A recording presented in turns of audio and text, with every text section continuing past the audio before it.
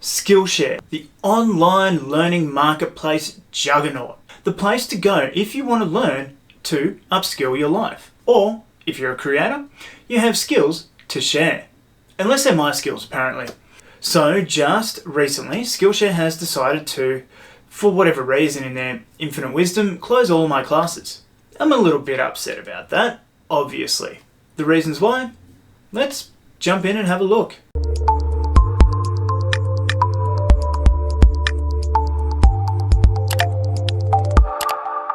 Hey guys, Rob Murphy from Holistic Healing Choices here, and today I am talking about SkillShare, or more to the point, why SkillShare has decided to close all my classes.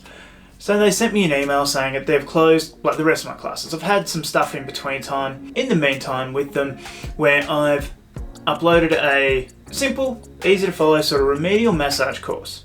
Now on a whole bunch of other websites, that's perfectly fine. SkillShare had an issue with this because it was teaching a skill that was taught at a higher level than just an online course, and I thought, okay, that's fine. So I tried a Lummy course.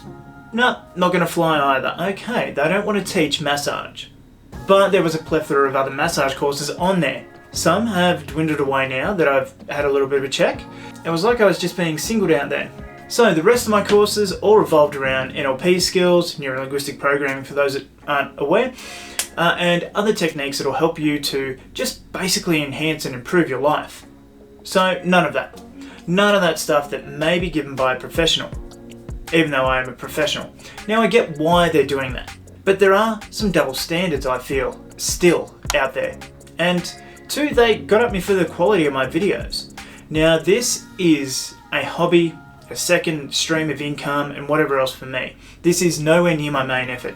I basically earn about $200 a month off SkillShare, roundabout, and it was nice to do that. I haven't uploaded a course or had time to even do a course because my main effort, my main business has been going so well. It's just that little kick in the teeth, like, hey, your videos aren't up to scratch, so screw you, we're closing everything down for you. As well as that too, they have projects. Now for some of these projects and things, it's quite vague what they actually require from you as a creator to upload for that or to have for that. They also want you to give people a little task that they can upload or do something with. So I thought, yeah, cool. Some of that, so the acupressure ones, use it daily. Use the source points daily, going through the time and everything else so you can see the improvements in your health. That's not good enough, apparently. Okay, use it when you have the certain condition that this basis is going for. So if it's for flus and colds or whatever else, that's the first one that just comes to mind. Use it for that and see how things improve. Is it shortening the life or whatever else? But no, still not good enough. Some of the other ones for the communication skills with the NLP, looking at people's eyes, where they're accessing, looking for like the representational style of that person, whether they're kinesthetic, visual, auditory, whatever. Not good enough apparently. And maybe then too, my course actual videos weren't good enough. They did send something about there was hum or fuzz, background noise going on.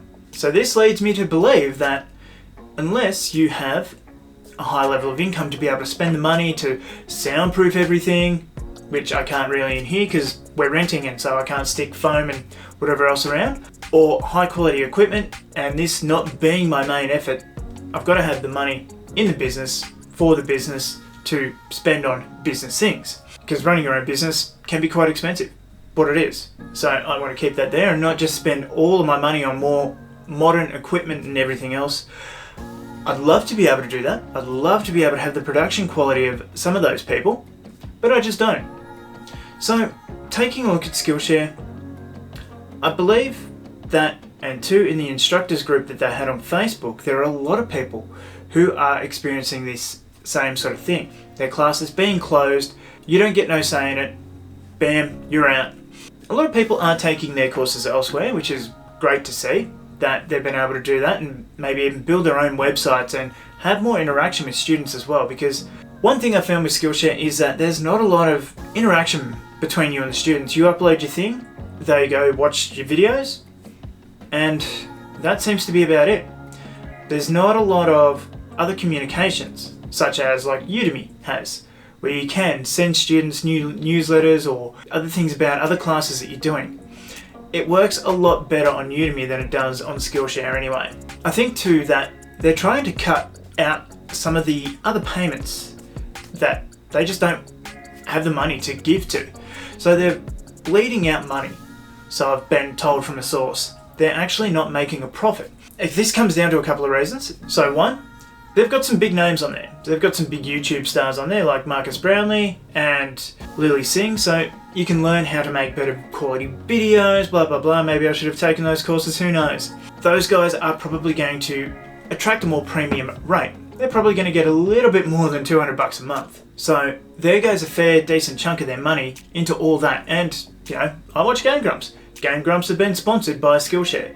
Who knows how much that's costing SkillShare to actually have all that marketing and advertising and everything else as well. Now it has grown. Like I started out earning about $30 a month on it or something, and it has grown to $200. So I was quite happy about that. So there's a lot of growth in there, but I think they keep bleeding money out as well as more people start teaching. So if they close the teaching gap, they might start to actually turn a bit of a profit. And that's great for them. But it leaves a lot of people, and a lot of people who are starting out, who want to be able to do this, but don't want to invest all of that money into it to find out maybe that they're not so good at it or it's not for them. It kind of cuts that access off. If you've got the important skills to share with someone, but you don't have the financial resources to get your videos and everything up to scratch, then sorry buddy, you're out of luck. It's one of those things that is kind of crappy, but what can we do about it? There's not much else. And for the low price of Australian, $215 a year, they're not going to get many subscribers. Whereas if they were, which they were, doing the monthly subscription fee, that was much less. It was like $10 or $20 or so. You could try it for a couple of months, try a few classes, see if it's for you, and then cancel your subscription, and they've still got a bit of your money, and you've taken away and you've learnt the classes that you want until you see something else that comes up and then you go again. But that's not even an option. You have to sign up for the year. There's no monthly subscription fee. And then two, they've changed the way that they pay you. So it used to be that they just send the money through PayPal, and that was great. That was fine. But now they've got this Tapatly, which is something I've never heard of before. For me, it's worked out okay. I have to pay a little bit of tax, and they withhold that tax or whatever the case is there. But it hasn't been a huge offset for me. Now, someone who's earning much more, it is. And I've seen that in the instructor group as well, that people are absolutely livid about this whole new payment system, and that it's come from a pretty well new player or untrusted player in the whole game.